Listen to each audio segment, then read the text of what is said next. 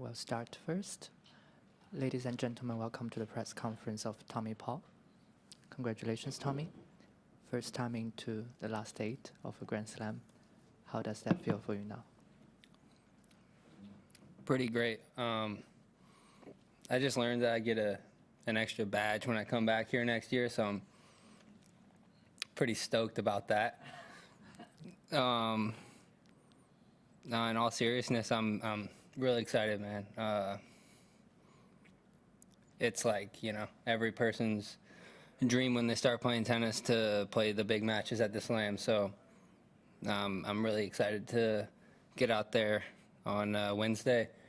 And we know that there's going to be an American in the semi, so really excited for that too. Great, well deserved. We'll give the floor back to the journalists. Any questions? Yeah, you said your dream to, play in the biggest matches, in the biggest tournaments, on the big stadiums, all those things. You probably not dream. I mean, at the same time as you hit this milestone of reaching a quarterfinal, you don't want to just probably have it for what it is and be a quarterfinal. You want to go further. So how do you get yourself into the mindset of, no, I'm not satisfied with this. This is not about enjoying the moment. It's about going really far. I mean, pretty easily. I'm playing in the quarterfinals in 2 days. I'm not satisfied. So, I mean, I'm gonna go out there and try and win the match. You know, I mean, semifinal sounds a lot better than quarterfinal every day of the week. So, yeah, I'm excited. I'm not satisfied yet.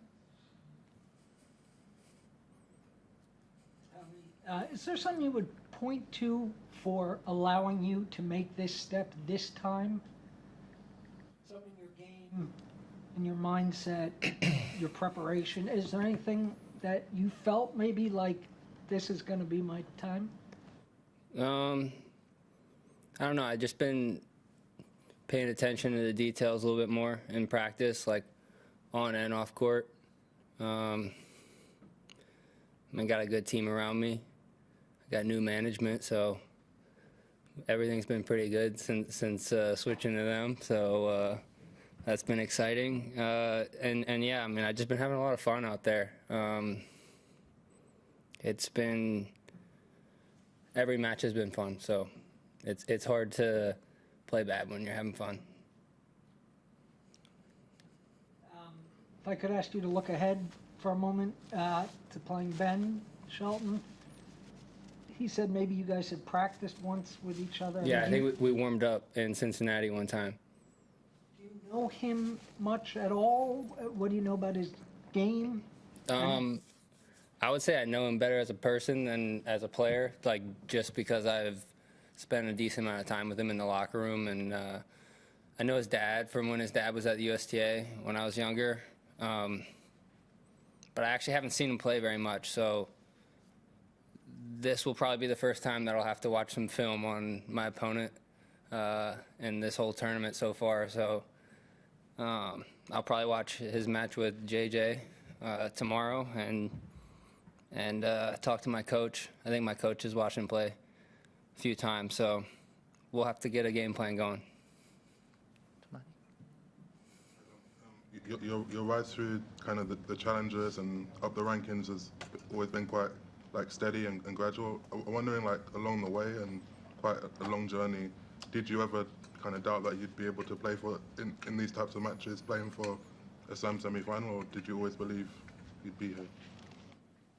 I mean, there's times at 19 or something where, you doubt it a little bit, but I mean, I knew that I play really well against good players, and I know that when I can get hot for a while and play really good, but I think it's more about being consistent throughout the year. I mean, that's my goal. I mean, not just throughout the year, but throughout a whole match, staying kind of level throughout the whole match and throughout the whole year. That's kind of the goal this year. And I think, to answer your question, I mean, not really. Kind of always believe.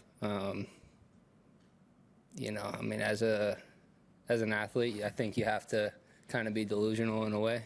And maybe, like some people would have called me delusional a couple years ago, but I'm pretty excited to be here now. Sorry. Acknowledging that obviously you're not done yet, I'm wondering if anything about your performance over the last 10 days has either surprised you, or if you feel like you've learned something about yourself at this event. You know, is there any, do you feel like you're getting like any new information about yourself as a player or a person?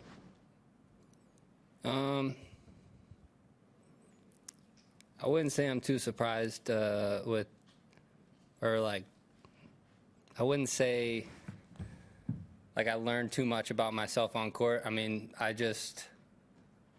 been playing how I've been practicing, and that's like the main thing. I've been practicing hard and been very focused in practice, and to play throughout 3 out of 5 set matches and be locked in the whole time, that's something that maybe I didn't know if I could do very well, but going back the past 3 or 4 Grand Slams I played, I feel like I've performed pretty well in the slams, and it's not hard to wake up for these matches, you know?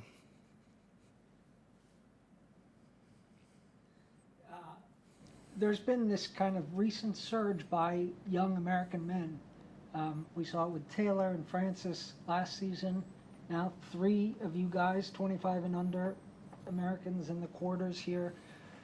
Anything you think that there's a connection there? I mean, it's a very individual sport, of course, but is there a group mentality? Do you feed off each other? Do you see Taylor and Francis do what they did last year, and that does something to help you this year? Absolutely. I think we see people that we've played our whole lives, kind of felt like we've been around the same level as them our whole lives, and we see them doing big things in big tournaments, and we're like, okay, like I can do that, you know? And at the same time, I think we push each other, not just from results-wise, but, I mean, when we're talking to each other, I mean, we help each other, we push each other, and we want each other to do well. So, I mean, yeah, I mean, it's a good group coming up. Obviously, like, I want to be the best one in the group. Fritz wants to be the best one in the group. Francis wants to be the best one in the group. Like, everyone wants to be the best. So that's what makes it good. I mean, we're all competitive.